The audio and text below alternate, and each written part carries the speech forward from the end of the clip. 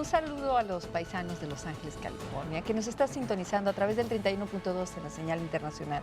Y estamos abordando con los coordinadores parlamentarios del Congreso Local de Jalisco lo que habrá de ser el Congreso en esta siguiente administración, en la 60 legislatura.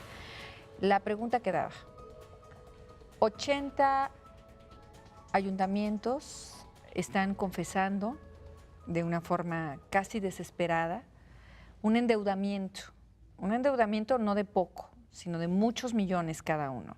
Y en la medida de los tamaños, pues esa es la magnitud.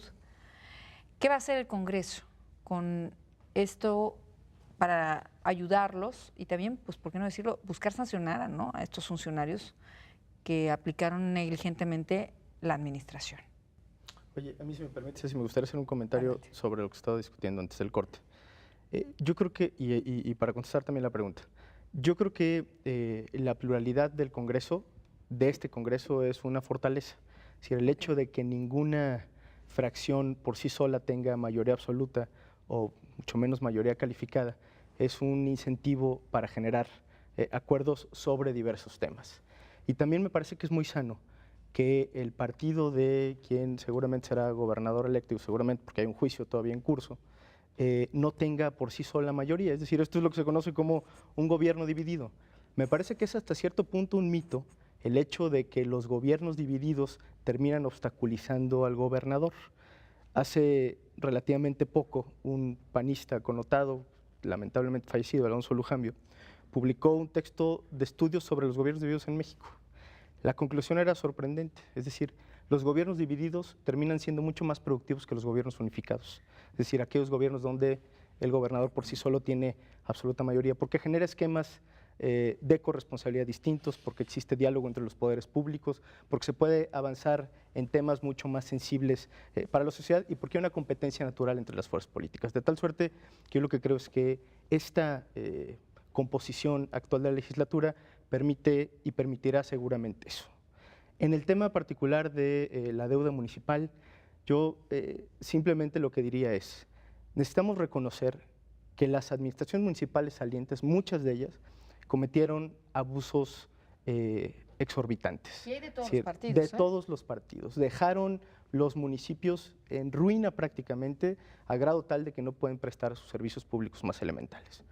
Frente a esto hay varias alternativas. Una de las alternativas que se ha puesto sobre la mesa es el tema de contratar una deuda, de adquirir una deuda y entonces fondear a estos municipios. Sin embargo, yo ahí tengo mis reservas sobre esta solución, entre comillas, porque lo único que estamos haciendo es premiar las malas administraciones y salvándoles el pellejo a las administraciones anteriores. Esto no significa reconocer que muchos municipios no estén en una grave situación. De tal suerte que lo que yo creo inicialmente, a reserva de platicarlo a profundidad, es que necesitamos encontrar un esquema en donde las administraciones municipales se comprometan a lo que se está comprometiendo, por ejemplo, el Congreso, a reducir la nómina, a eliminar gastos innecesarios, a hacer mucho más eficientes sus recursos y paralelamente poder construir salidas a la problemática. De otra manera, no va a funcionar. Tienen que haber compromisos para atacar la deuda. Así como en el Congreso estamos hablando de un plan de austeridad, hay que decirle a los municipios qué se están comprometiendo a hacer. Si van a tener la misma nómina y si van a tener los mismos gastos y si no hay ningún tipo de compromisos de recaudación, de reorganización, de reestructuración, va a ser muy complicado y la deuda nomás lo único que va a generar es alargar un poquito más la agonía de los municipios.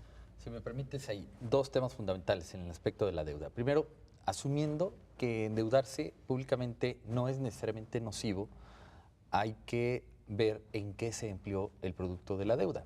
Porque si se pide que es para pavimentos y de repente no hay pavimentos o estos se compran a sobreprecios, evidentemente hay un cochupo que tenemos que ir a atender y a castigar, a observar.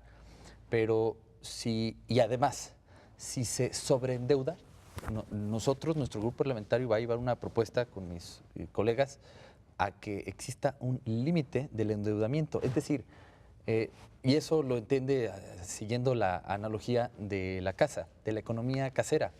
Tú sabes hasta cuánto te puedes endeudar, dices, hasta tal, y vas pagando tus mensualidades, ya sea de la tarjeta, ya sea de tus abonos, ya sea de la tanda, sabes hasta dónde te puedes endeudar.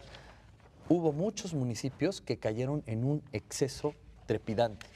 ¿Por qué? Porque tuvieron una deuda más allá de lo que podían sostener en el mediano plazo. Y en esos tenemos que ir a atender a ver para qué están empleando el producto de su deuda. Qué bueno que haya deuda para obras, para crecimiento, para algo que sea tangible para los ciudadanos. De hecho, para eso lo permite la deuda, para obra pública, no para gasto corriente. Pero en donde no emplearon Pero hay muchos la deuda que, en bueno. lo que debe de ser, ahí sí tenemos que castigarlos. Y por eso está la Comisión de Vigilancia de Responsabilidades y tenemos que entender a un órgano nuevo de fiscalización. Ustedes son los garantes de la administración pública, por así decirlo, ¿no? Son los capaces de sancionarla, señalarla y, perdón, no de castigarla, pero sí de decir hay castigo para alguien. La pregunta es, ¿la impunidad seguirá siendo la cantaleta de todos los luchadores y de los que piden que se castiguen a los que efectúan negligencia, o podrá ser también una nueva visión? Dejo la pregunta, ¿será la negligencia de nueva cuenta en los gobiernos municipales, estatales, ¿no?, la regla, o tendrá que ser la excepción? Vamos a ir a una pausa y regresamos.